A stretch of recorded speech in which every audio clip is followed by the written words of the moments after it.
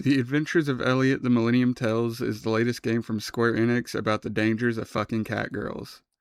I wish I was joking. Combat in this game is pretty simple, and by that I mean I use the sword and the boomerang for every enemy encounter.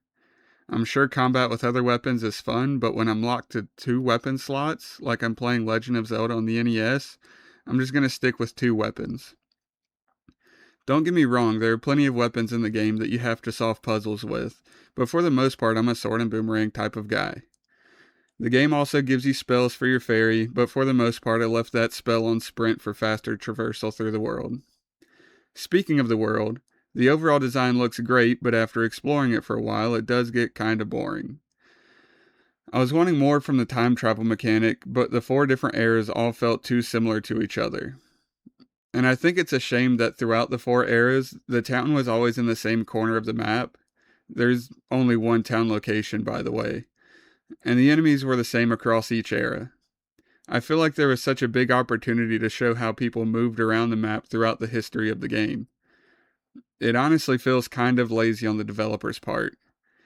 I will say that when exploring areas for the first time, I found myself branching off into optional paths, but on return to those areas in different eras, I didn't want to explore again because the era changes don't change much.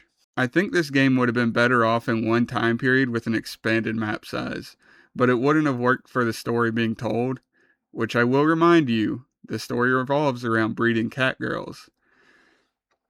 I did like the use of Magicite in the game, which gives you perks to using your weapons. It made the game feel like a traditional action RPG without having a traditional level up system to grind through. And at least with the Magicite and tool drops, the game gives you a reason to fight the enemies given the lack of an experience system.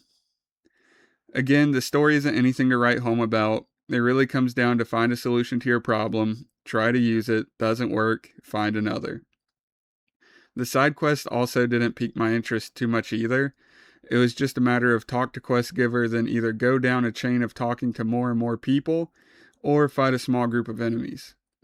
Unfortunately, nothing stood out from the story or side quest to me. There are 3 different endings which require the previous ending to complete, but once I saw the first set of credits roll, I was done with the game. The HD 2D art style stands out in the game, always does, always will, and I'll always be in love with this art style as long as Square Enix keeps putting games out with it.